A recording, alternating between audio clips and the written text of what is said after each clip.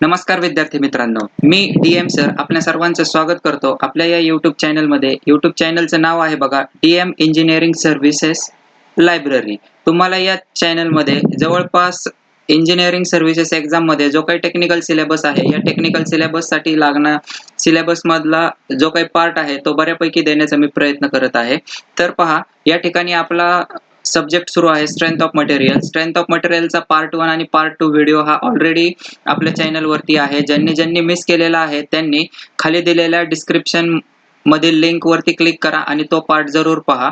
त्यानंतर आजचा आपला पार्ट चालू आहे third part for chapter number 1 normal stresses and strains. तर सुरू करूयात. Hooke's law.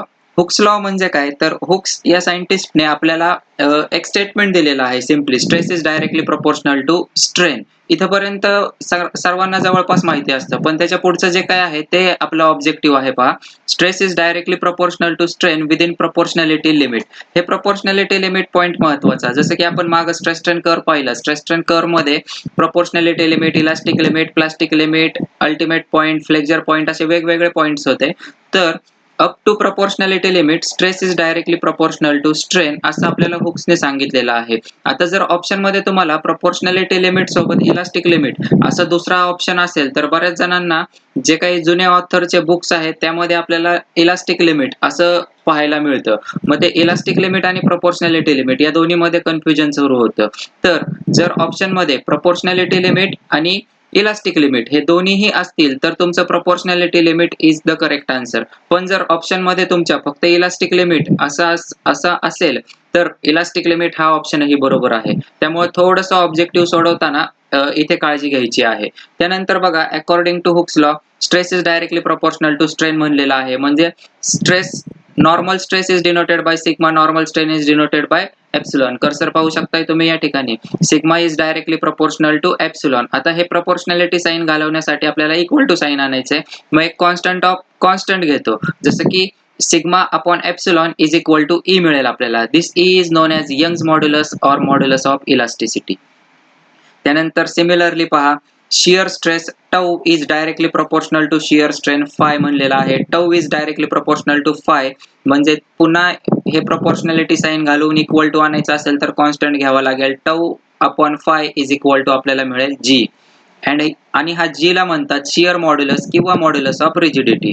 सिमिलरली आपल्याकडे अजून एक आहे बघा, normal stress is directly proportional to volumetric strain. आणि हा व्हॉल्युमेट्रिक स्ट्रेनला इकडे डिवाइड बाय केलं तर एक कॉन्स्टंट मिळेल K. That constant is known as bulk modulus. म्हणजे आपल्याकडे 3 मॉड्युलस झाले बघा, यंग्स मॉड्युलस, शियर मॉड्युलस आणि बल्क मॉड्युलस. बल्क मॉड्युलसला व्हॉल्यूम मॉड्युलस असंही म्हणतात. हे जे काही ई, जी आणि के आहेत यांना इलास्टिक कॉन्स्टंट्स असं म्हणलं जातं. इलास्टिक कॉन्स्टंट एकूण 4 आहेत. आता पहा इथे ई, जी आणि के हे 3 इलास्टिक कॉन्स्टंट्स आपण पाहिले. याच्याच बरोबर एक चौथा इलास्टिक कॉन्स्टंट आहे म्यू. म्यू म्हणजे पॉयझन्स रेशिओ. पॉयझन्स रेशिओ म्हणजे काय, तर पॉयझन्सने असं सांगितलेलं आहे की पॉयझन्सने आपल्याला एक रेशिओ दिलेला आहे, जसं की lateral strain is to the longitudinal strain of a particular material is constant. म्हणजे प्रत्येक मटेरियलसाठी lateral strain upon longitudinal strain याचा काहीतरी रेशिओ असतो. and that ratio is known as Poisson's ratio. Generally Poisson's रेशिओची व्हॅल्यू हे 0 to 0.5 च्या मध्ये व्हॅरी करते जवळपास सर्व इंजिनिअरिंग मटेरियल्स साठी. Poisson's ratio varies between 0 to 0.5. आता पाहूयात की वेगवेगळ्या मटेरियलचे वेगवेगळा पॉयझन्स रेशिओ असतो. आपल्याला इंजिनिअरिंग मध्ये लागणारे मटेरियल म्हणजे मोस्टली कॉन्क्रीट आहे, स्टील आहे. तर या मटेरियलचा पॉयझन्स रेशिओ काय आहे? स्टीलचा जो काही पॉयझन्स रेशिओ आहे तो इथे बघा टेबल मध्ये दिलेला आहे. मी कर्सर आहे माझे इथे. स्टीलचा पॉयझन्स रेशिओ आहे 0.3. जनरली जेवढे काही मेटल्स आहेत सगळ्या मेटल्सचा पॉयझन्स रेशिओ हा 0.28 to 0.33 च्या मध्ये व्हॅरी करतो. कॉन्क्रीटचा पॉयझन्स रेशिओ 0.1 to 0.2 च्या मध्ये व्हॅरी करतो. जनरली आपण ऍव्हरेज घेतो 0.15. आता 0 to 0.5 म्हणले, मग 0 पॉयझन्स रेशिओ कशाचा आहे, तर कॉर्क. शॅम्पेनच्या बॉटलला जे काही टोपण बसवलेलं असतं त्याचा जो काही पॉयझन्स रेशिओ असतो हा 0 असतो. जेणेकरून आपण जर ते टोपण सरळ उघडायचा प्रयत्न केला तर ते उघडलं जात नाही, कारण जर त्याच्या लेंथ मध्ये चेंज झाला तर त्याच्या विड्थ मध्ये पण चेंज झाला पाहिजे, पण तो तसा होत नाही आणि मग आपल्याला ते विशिष्ट पद्धतीने उघडावं लागतं. त्यामुळे तिथं कॉर्क हे मटेरियल यूज केलेलं आहे. नेक्स्ट आहे आपलं परफेक्टली प्लास्टिक जर मटेरियल असेल तर त्याचा पॉयझन्स रेशो असतो 0.5. यानंतर पहा आपल्याकडे इलास्टिक कॉन्स्टंट झाले एकूण 4. ई, जी, के आणि म्यू असे 4 इलास्टिक कॉन्स्टंट्स आहेत. आता वेगवेगळ्या मटेरियलला वेगवेगळे नंबर ऑफ इलास्टिक कॉन्स्टंट असू शकतात. जसं की खाली टेबलमध्ये दिलेलं आहे. हे तुमचं महत्त्वाचं ऑब्जेक्टिव्ह आहे बघा. Total elastic constants for isotropic material. आता आयसोट्रोपिक मटेरियलची डेफिनेशन पहिल्याच व्हिडिओमध्ये पाहिली आपण की at any point in any direction properties of material are same. सगळ्या डायरेक्शनला मटेरियलची प्रॉपर्टी सेम आहे. म्हणजे एक्स डायरेक्शनला जे 4 इलास्टिक कॉन्स्टंट्स असतील ई, जी, के आणि म्यू तेच इलास्टिक कॉन्स्टंट वाय डायरेक्शनला पण असतील. ई, जी, के आणि म्यू तेच इलास्टिक कॉन्स्टंट झेड डायरेक्शनला पण असतील. म्हणजे कोणत्याही डायरेक्शनला आपण गेलो तरी इलास्टिक कॉन्स्टंट हे 4च असणार आहेत. म्हणून आयसोट्रोपिक मटेरियलमध्ये total number of elastic constant हे 4 असतात. आता आपल्याकडे जे काही इलास्टिक कॉन्स्टंटचे रिलेशन्स आहेत त्या रिलेशन्स वरून आपण असा अंदाज लावू शकतो की जर आपल्याला 2 इलास्टिक कॉन्स्टंट दिले तर उरलेल्या 2 ची व्हॅल्यू आपण रिलेशन वरून फाइंड करू शकतोय. म्हणजे त्याच्यातले टोटल इंडिपेंडंट इलास्टिक कॉन्स्टंट किती झाले? 2 झाले आणि उरलेले 2 डिपेंडंट म्हणता येईल आपल्याला की जे आपण सॉल्व्ह करू शकतो. म्हणजे असे आयसोट्रोपिक मटेरियलसाठी टोटल इलास्टिक कॉन्स्टंट्स हे 4 आहेत, इंडिपेंडंट इलास्टिक कॉन्स्टंट 2 आहेत आणि डिपेंडंट इलास्टिक कॉन्स्टंट ही 2 आहेत. ऑब्जेक्टिव्ह मध्ये व्यवस्थित पाहायचं नेमकं काय विचारलेलं आहे. ऑप्शन मध्ये 4, 2, 2 हे असे सगळे तुम्हाला मिळतील ऑप्शन्स. त्यानंतर बघा ऑर्थोट्रोपिक मटेरियल आहे. ऑर्थोट्रोपिक मटेरियलला टोटल इलास्टिक कॉन्स्टंट्स किती? ऑर्थोट्रोपिक मटेरियल म्हणजे काय तर परपेंडिक्युलर डायरेक्शनला मटेरियलच्या प्रॉपर्टीज ह्या वेगवेगळ्या असतात. म्हणजे एक्स डायरेक्शनला प्रॉपर्टी वेगळे मिळतील, वाय ला वेगळे मिळतील आणि झेड लाही वेगळे मिळतील. मग एक्स डायरेक्शनला जे काही इलास्टिक कॉन्स्टंट्स येतील आपले ई, जी, के आणि म्यू यांची एक पर्टिक्युलर व्हॅल्यू असेल. तसेच वाय डायरेक्शनला पण एक 4 वेगळे मिळतील. ई, जी, के आणि म्यू यांच्या व्हॅल्यूज वेगळे येतील आणि झेड डायरेक्शनला पण 3 वेगळे येतील, त्यांच्या व्हॅल्यू वेगळे येतील. म्हणजे 4, 3 जा आपले टोटल होतील 12. असे 12 इलास्टिक कॉन्स्टंट्स असतात ऑर्थोट्रोपिक मटेरियलसाठी.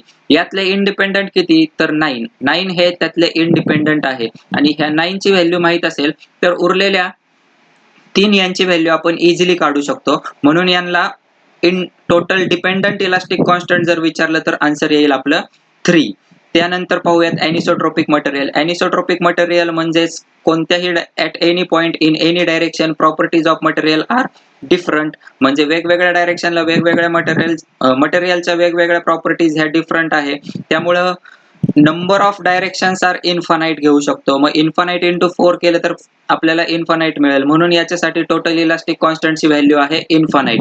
आणि मग यातले इंडिपेंडंट किती? तर 21. आणि मग उरलेले इन्फानाइट नंबर आहेत ते डिपेंडंट्स मध्ये येतील. तर व्यवस्थित बघायचं ऑब्जेक्टिव्ह मध्ये की त्यांनी डिपेंडंट विचारलंय, इंडिपेंडंट विचारलंय की टोटल विचारलेलं आहे. त्यानंतर आयसोट्रोपिक, ऑर्थोट्रोपिक, एनिसोट्रोपिक याच्यापैकी काय विचारलेलं आहे हे व्यवस्थित पाहायचं आणि त्यानुसार तुमचा आन्सर मार्क करायचा आहे.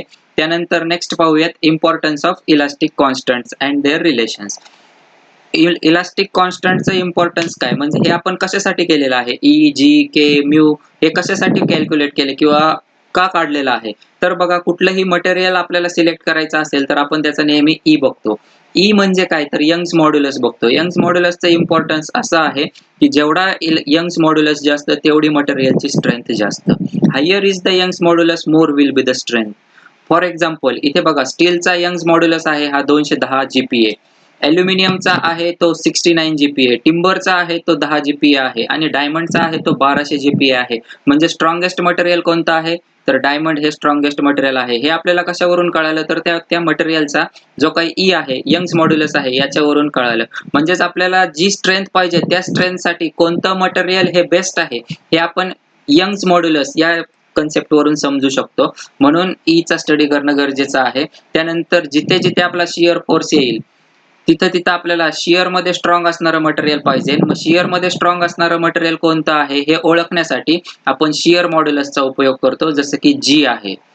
सिमिलरली के आणि म्यूचाही उपयोग होतो. आता या ई, जी आणि ई, जी, के आणि म्यू यांच्यामध्ये रिलेशन काय की बघितलं आपण डिपेंडंट आणि इंडिपेंडंट प्रकार बघितला. आता यामध्ये रिलेशन काय आहे? रिलेशन्स डेरिव्हेशन वरून आपल्याला इझिली मिळवता येतात. डेरिव्हेशन्स आपण ऑब्जेक्टिव्ह एक्झाम साठी बघतोय त्यामुळे डेरिव्हेशन्सची काही गरज नाही. तरीही जर कोणाला डेरिव्हेशन्स हवे असतील तर मला कमेंट बॉक्स मध्ये कळवा. मी तुम्हाला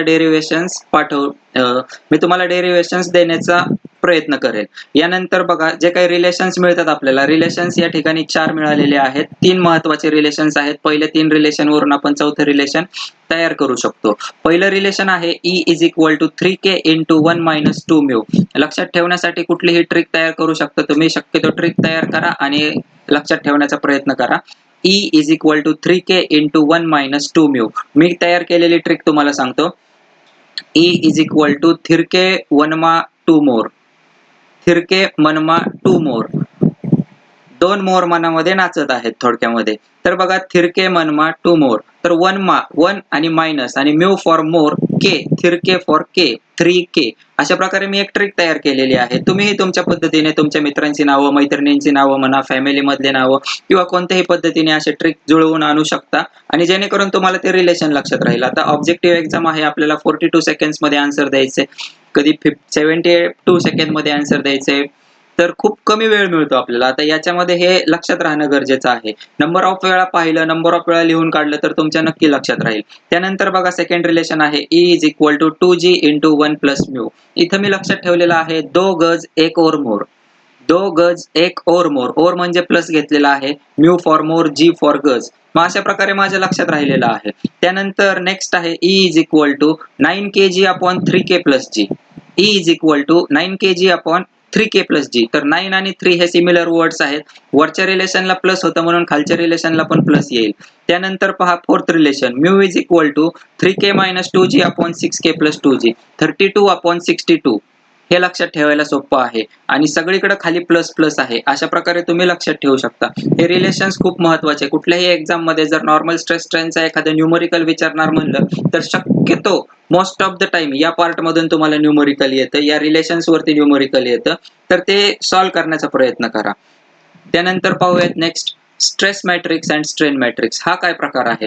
तर कुठल्याही बॉडीवरती जे काही स्ट्रेसेस येतील ते स्ट्रेसेस किंवा स्ट्रेन्स हे एका मॅट्रिक्स फॉर्म मध्ये लिहिले तर सॉल्व्ह करायला एकदम सोपे जातील. मग ते एका मॅट्रिक्स फॉर्म मध्ये लिहिले जातात. आता तो मॅट्रिक्स जो लिहिला जातो तो इथे समोर मी दोन्ही मॅट्रिक्स लिहून दाखवलेले आहेत. हा आहे स्ट्रेस मॅट्रिक्स आणि हा आहे स्ट्रेन मॅट्रिक्स. कर्सर पाहू शकताय सगळे. त्यानंतर स्ट्रेस मॅट्रिक्सच्या या मॅट्रिक्सच्या काही प्रॉपर्टी आहेत. त्या प्रॉपर्टी वरती आपल्याला ऑब्जेक्टिव्ह विचारण्याची शक्यता आहे. प्रॉपर्टी काय आहेत बघूयात. तर stress matrix is always square matrix. Square matrix म्हणजे number of rows = number of columns होते. इथे बघा 3/3 चा आहे, इथे हा पण 3/3 चा आहे, म्हणजे number of rows = number of columns आणि आपल्याला मिळालेला आहे स्क्वेअर मॅट्रिक्स. हा आपला ऑब्जेक्टिव्ह असू शकतो. त्यानंतर नेक्स्ट आहे in a stress matrix diagonal elements are normal stress element. आता हे जे काही डायगोनल एलिमेंट आहेत 1 1 2 2 3 3 वाले हे नॉर्मल स्ट्रेस एलिमेंट आहेत. बघा इथे सिग्मा आहे, पहा हे एलिमेंट्स आहेत ते sigma XX, sigma YY, sigma ZZ आहे. इकडे पण epsilon XX, epsilon YY, epsilon ZZ आहे. म्हणजे diagonal elements are normal stress element. त्यानंतर other than diagonal elements are shear stress elements. आता हे जे काही अदर दॅन डायगोनल एलिमेंट्स आहेत हे टौ आहेत, पहा टौ XY, टौ XZ, टौ YX. म्हणजे हे काय आहेत? शियर स्ट्रेस एलिमेंट्स आहेत. ही एक प्रॉपर्टी झाली. त्यानंतर चौथी महत्वाची प्रॉपर्टी कुठली आहे बघा. तर A = A ट्रान्सपोज होतो. म्हणजे टौ XY = टौ YX हे याच्यामध्ये होतं. म्हणजेच आपण रो चे कॉलम लिहू शकतो किंवा कॉलम बद्दल आपण रो लिहू शकतो. म्हणजे A = A ट्रान्सपोज हे याच्यामध्ये पॉसिबल आहे, म्हणून याला सिमेट्रिक मॅट्रिक्स असंही म्हणतात. याच्यामध्ये पण सेम करतात सगळ्या, याच्या प्रॉपर्टी ही सेम आहेत. फक्त जिथं जिथं सिग्मा आहे तिथं तिथं आपण एप्सिलॉन लिहिलेला आहे, जिथं टौ आहे तिथं π/2 लिहिलेला आहे. π/2 का लिहिलं? तर लेंथ एकच असते पण विड्थ आणि हाईट या दोन वेगवेगळ्या गोष्टी आहेत. तर लॅटरल स्ट्रेन ही 2 डायरेक्शनला होते. याच्यातली फक्त एका डायरेक्शनची लॅटरल स्ट्रेन आपण पकडतो. मग एका डायरेक्शनची लॅटरल स्ट्रेन पकडायची आहे म्हणून त्याला π/2 असं केलेलं आहे. आता हे स्ट्रेस मॅट्रिक्स सॉल्व्ह केल्यानंतर आपल्याला काहीतरी रिलेशन्स मिळतात, जसं की ज्याचं आपण ऍप्लिकेशन ऑफ हुक्स लॉ म्हणून तिथं यूज करत असतो. तर याच्यामध्ये पहा हे स्ट्रेस मॅट्रिक्स सॉल्व्ह करून आपल्याला काही रिलेशन्स मिळालेले आहेत. हे रिलेशन्स आहेत बघा. The stress strain matrix is used to find out volumetric strain and formulas are strain in X direction. X डायरेक्शनला स्ट्रेन काय असते? तर sigma X upon E minus mu into sigma Y upon E minus mu into sigma Z upon E. म्हणजे बघा इथे ज्या डायरेक्शनला strain काढायची आहे त्या डायरेक्शनला म्यू ने मल्टिप्लाय नाही केलेलं, बाकी सगळ्या दोन्ही या डायरेक्शनला म्यू ने मल्टिप्लाय केलेलं आहे. आणि आपल्याला माहिती आहे E is equal to stress upon strain, म्हणजे strain is equal to stress upon E. Simple relation आहे, लक्षात ठेवू शकता. ऑब्जेक्टिव्ह पॉइंट ऑफ व्ह्यू लक्षात ठेवणं मोस्ट इम्पॉर्टंट आहे. Similarly strain in Y direction is equal to sigma Y upon E minus mu into sigma Z upon E minus mu into sigma X upon E. Sigma epsilon Z is equal to sigma Z upon E minus mu into sigma X upon E minus mu into sigma Y upon E. तर याच्यामध्ये ज्या डायरेक्शनला strain काढायची आहे त्या डायरेक्शनला mu ने multiply नाही केला आणि ती व्हॅल्यू पॉझिटिव्ह आहे, आणि ज्याच्या डायरेक्शनला स्ट्रेन काढायचं नाहीये ते दोन्हीला म्यू ने मल्टिप्लाय केले आणि ते मायनस केलेले आहे, कारण त्या लेंथ छोट्या होणार आहेत. जर एखादं मटेरियल आपण ताणलं किंवा त्याच्यावरती फोर्स लावला तर त्याची लेंथ इन्क्रीज होते आणि बाकीच्या दोन साईज त्याच्या डिक्रीज होतात. हे इथून आपल्याला लक्षामध्ये येत आहे. त्यानंतर बघा ऍप्लिकेशन्स मध्ये volume change in a rectangular bar कसा काढतो आपण. तर volume change in rectangular bar काढायचा असेल तर strain in volumetric strain is equal to strain in X direction plus strain in Y direction plus strain in Z direction. Simply वरती दिलेले हे जे तीन इक्वेशन आहेत ते ऍड करायचे, कॉमन येणाऱ्या टर्म किंवा एक सारख्या येणाऱ्या टर्म ह्या कॅन्सल होतात आणि फायनल इक्वेशन आपल्याला मिळतं बघा. Epsilon V is equal to volumetric strain is equal to sigma X plus sigma Y plus sigma Z upon E into 1 minus 2 mu. Formula महत्वाचा विचारलेला आहे एक्झाम मध्ये, फॉर्म्युला लक्षात ठेवावा लागेल. तसंच जर सॉलिड सर्क्युलर बार असेल तर त्याची वाय डायरेक्शन आणि झेड डायरेक्शन ही एक सारखेच असते आणि तो आपला मिळतो डायमीटर ऑफ द बार. मग त्याची लेंथचं strength plus 2 into diameter of डायमीटरची स्ट्रेंथ याची ऍडिशन केली तर आपल्याला व्हॉल्यूमेट्रिक स्ट्रेन मिळेल. सिमिलरली जर स्पेरिकल बॉडी असेल, स्पेरिकल बॉडीसाठी volumetric strain is equal to X Y Z, तिन्ही डायरेक्शन त्याचा डायमीटर असतो म्हणून 3 इंटू एप्सिलॉन डी अशा प्रकारे आपण काढू शकतो. त्यानंतर पहा नेक्स्ट ऍप्लिकेशन आहे एक्सियल इलॉंगेशन ऑफ ए बार. आता एखाद्या बार वरती आपण काहीतरी फोर्स लावला, पी फोर्स लावला, तर त्या पी फोर्स मुळे जे काही बार मध्ये इलॉंगेशन होणार आहे ते इलॉंगेशन कसं काढायचं आपल्याला ते अगोदरच काढता येतं. सुरुवातीलाच आपण काढू शकतो. जसं की आपल्याला माहिती आहे sigma is equal to P upon A and epsilon is equal to DL upon L, म्हणजे change in length upon original length, stress आणि स्ट्रेन, आणि stress upon strain is equal to E माहिती आहे. मग या ई च्या equation मध्ये टाकूयात PL upon delta L into A. आता हा जो डेल्टा एल आहे हा जर आपण वरती घेतला आणि इकडचा ई खाली घेतला तर आपल्याला सिंपल रिलेशन मिळेल delta L is equal to P L upon A E, where L is the length of bar, A is the cross sectional area, P is the applied load आणि E आपला Young's modulus आहे मटेरियलचा. जे काही material use केला असेल त्याचा Young's modulus constant असतो. याच्यातलं जे काही एई आहे, एईला ऍक्सियल रिजिडिटी असं म्हणतात आणि एई अपॉन एल या रेशिओला axial stiffness of the bar असेही म्हणतात. डेफिनेशन पुढे पाहूयाच याची.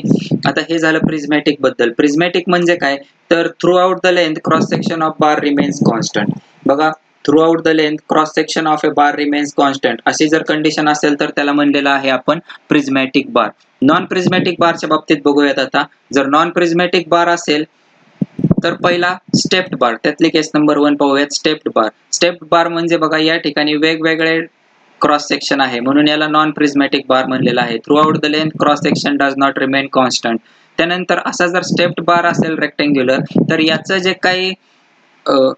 जे काही चेंज इन लेंथ आहे डेल्टा एल आहे ते कॅल्क्युलेट करण्यासाठी फॉर्म्युला आहे बघा. Delta L is equal to delta L one plus delta L two plus delta L three. याचं सेपरेट फाइंड करणार, याचं सेपरेट फाइंड करणार आणि याचं सेपरेट फाइंड करणार.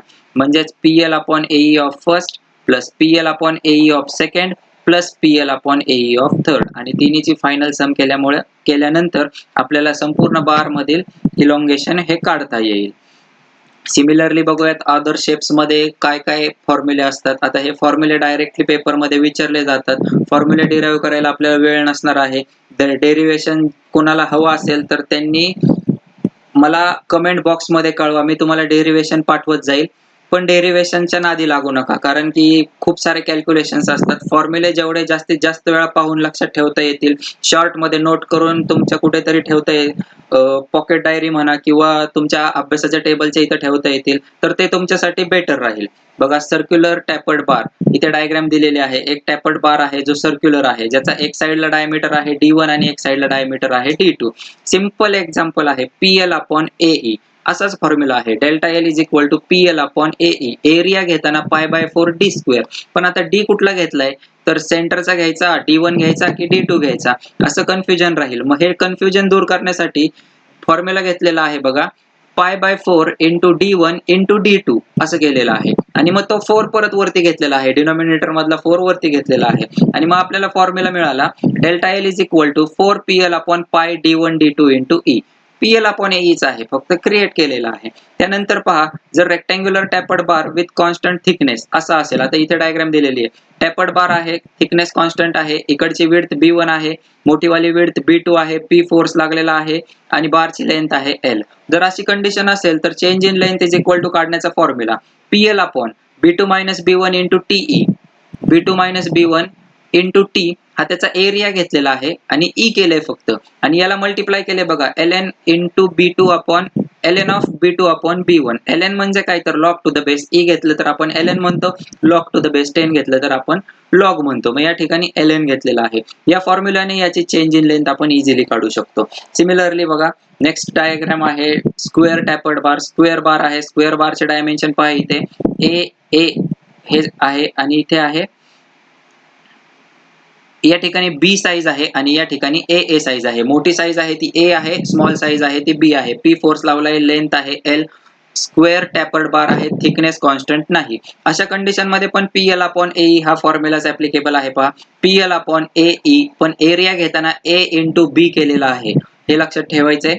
त्यानंतर कंपोजिट बार, कंपोजिट बारचा फॉर्म्युला, कंपोजिट बार म्हणजे दोन बार रिजिडली फिक्स केलेले आहेत एकमेकांना, पी फोर्स लावलेला आहे, या डायग्राम मध्ये पाहू शकता. मग चेंज इन लेंथ कसं कॅल्क्युलेट करणार, तर change in length is equal to PL upon AE. पण पहिल्या मटेरियलचा एरिया वेगळा असू शकतो, ई वेगळा असतो, दुसऱ्या मटेरियलचा एरिया वेगळा असू शकतो, ई वेगळा असतो. मग याच्यासाठी ए ला खाली चेंज केलेले आहेत, PL upon A1 E1 plus A2 E2 अशा प्रकारे. त्यानंतर पाहूयात elongation due to self weight. आता या सगळ्यांवरती आपण लोड लावला होता, या ठिकाणी आता लोड लावलेला नाहीये. पण जर एखादं मटेरियल हँग केलं असेल, कुठेतरी हॉरिझॉन्टल सरफेसला व्हर्टिकली हँग केला असेल, तर त्यावेळेस आपल्याला काय करायचंय की त्याच्या सेल्फ वेटमुळे त्याच्यामध्ये काहीतरी इलॉंगेशन होईल. ते कॅल्क्युलेट कसं करणार, फॉर्म्युला परत सेम राहतो, फक्त त्याच्यामध्ये थोडंसं व्हेरिएशन केलं जातं. पहिली डायग्राम पाहू शकता इथली तुम्ही, एक रेक्टँग्युलर बार आहे ज्याला व्हर्टिकली हँग केलेला आहे काहीतरी हॉरिझॉन्टल सरफेसला, ज्याची लेंथ आहे L. मग याचं वेट जे काय आहे, टोटल वेट, याला म्हणूयात आपण W. मग WL अपॉन ट्वाइस AE हा याचा फॉर्म्युला तयार होतो. ट्वाइस AE कसा होतो, तर PL अपॉन AE फॉर्म्युला माहिती आहे. मग याच्यावरती जे काही लोड लागणार आहे तो लोड याच्या CG ला ऍक्ट होतो, आणि टोटल लेंथचा CG कुठे असेल, तर L/2 वरती असेल. म्हणून इथं हे L/2 आलेलं आहे, WL अपॉन 2AE असा फॉर्म्युला झालेला आहे. हे विचारलेलं आहे, एक दोन वेळा पेपर मध्ये विचारलेलं पण आहे. त्यानंतर बघा, WL अपॉन ट्वाइस AE याला वेगळ्या फॉर्मॅट मध्ये लिहिता येईल का, तर हे जे काही वेट आहे, वेटला आपण युनिट वेट इंटू व्हॉल्यूम असं लिहू शकतो, म्हणजे गॅमा इंटू व्हॉल्यूम. मग gamma into volume is equal to cross sectional area into length घेऊ शकतो, गॅमा AL. आणि या W बद्दल गॅमा AL असं जर लिहिलं तर एरिया कॅन्सल आणि LL चा स्क्वेअर होऊन delta L is equal to gamma L square upon twice AE असं पण आपल्याला मिळेल. हे पण एक महत्वाचा फॉर्म्युला आहे, हा पण फॉर्म्युला विचारलेला आहे. तर हा फॉर्म्युला आणि हा फॉर्म्युला दिसायला वेगळे असले तरी एकच आहेत. मग कोणत्याही फॉर्म्युल्यावरून आपण ऑब्जेक्टिव्ह सॉल्व्ह करू शकतो, किंवा फॉर्म्युलाच डायरेक्टली विचारण्याची पद्धत आहे आपल्याकडे. त्यानंतर नेक्स्ट बघा, कोनिकल बार. जर अशा रेक्टँग्युलर बार ऐवजी असा कोनिकल बार असेल तर त्याचं इलॉंगेशन काय असतं, फॉर्म्युला लक्षात ठेवा, 2019च्या MPSC ने विचारलेला आहे. Delta L is equal to gamma L square upon 6E. This one is not sigma, this is a 6E आहे, लक्षात ठेवा. आणि या ठिकाणी गॅमाला म्हणतात सेल्फ वेट. तर अशा प्रकारे हा चॅप्टर नंबर 1 मध्ये पार्ट 1, पार्ट 2 आणि पार्ट 3 हा आपण डिटेल मध्ये बघितलेला आहे. आणि या तिन्हीचं व्यवस्थित आकलन करायचंय, आणि त्यावरून हे काही ऑब्जेक्टिव्ह मी तुमच्या प्रॅक्टिससाठी समोर दिलेले आहेत. या हे ऑब्जेक्टिव्ह सोडवायचे, किंवा जे काही क्वेश्चन्स दिलेले आहेत ते सोडवायचे, आणि कमेंट बॉक्स मध्ये तुमचे आन्सर नक्की कळवा. काही दिवसांनी मी एक सेपरेट व्हिडिओ बनवेल ज्यामध्ये तुम्हाला हे ऑब्जेक्टिव्ह सॉल्व्ह केलेले मिळतील. पण ऍटलीस्ट तुम्ही प्रॅक्टिस करा की तुम्हाला आन्सर मिळतायत का. याच्या व्यतिरिक्त मार्केटमध्ये पण खूप सारे बुक्स अवेलेबल आहेत, त्या बुक्स मधून तुम्ही वेगवेगळे ऑब्जेक्टिव्ह सॉल्व्ह करू शकता. एका टॉपिक वरती अप्रॉक्सिमेटली 50 ते 100 ऑब्जेक्टिव्ह तुम्ही सॉल्व्ह केले पाहिजेत, जेणेकरून पेपर मध्ये तुम्हाला सॉल्व्ह करताना खूप इझिली जाईल, ऑब्जेक्टिव्हची प्रॅक्टिस राहील. प्रॅक्टिस नंबर ऑफ ऑब्जेक्टिव्ह, खूप सारे बुक्स अवेलेबल आहेत मार्केटमध्ये, कोणतेही बुक तुम्ही घेऊ शकता. खूप सारे क्लासेस अवेलेबल आहेत. क्लासेसच्या बुक्स अवेलेबल आहेत. त्या बुक्स मधूनही ऑब्जेक्टिव्ह सोडवू शकता. फक्त ते जे बुक्स आहेत त्या बुक्समध्ये चेक करा की काही प्रिंटिंग मिस्टेक नाहीत ना, करेक्शन तर नाहीत ना. मग ज्यावेळेस काही प्रिंटिंग मिस्टेक किंवा करेक्शन्स असतील, त्यावेळेस आपल्याला ऑब्जेक्टिव्हचं आपलं एक आन्सर आलेलं असतं. तिथं दिलेलं आन्सर वेगळं असतं. मग थोडंसं आपल्याला त्रास व्हायला सुरुवात होतो. तर असं न करता जे काही सोडवाल ते शुअरिटी सोडवा आणि तुम्हाला नंबर ऑफ ऑब्जेक्टिव्ह प्रॅक्टिस करा. तर कमेंटमध्ये मला जरूर कळवा, तुम्हाला हा आपला पहिला टॉपिक कसा वाटला? काही इम्प्रुव्हमेंट्स असतील तर नक्की सुचवा कमेंट बॉक्समध्ये. माझा ईमेल आयडी आहे mangesdhole16@gmail.com, mangesdhole16@gmail.com. अगदी पहिल्या व्हिडिओच्या पहिल्या स्टार्टिंगलाच मी माझा ईमेल आयडी दिलेला आहे. तिथेही तुमच्या प्रतिक्रिया कळवा. Thank you. आपला जो काही नेक्स्ट चॅप्टर आहे, नेक्स्ट असेल तो टेम्परेचर स्ट्रेसेस असेल किंवा थर्मल स्ट्रेसेस असेल.